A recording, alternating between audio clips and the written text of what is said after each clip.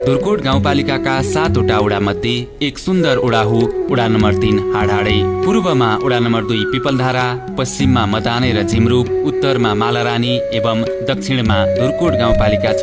रजस्थल रहेको हाडाडेमा अधिकांश मगर, दलित, ब्राह्मण, क्षेत्री लगायतका समुदाय बसोबास गर्ने भएकाले कला र संस्कृतिका हिसाबले हाडाडे धनी मानिन्छ।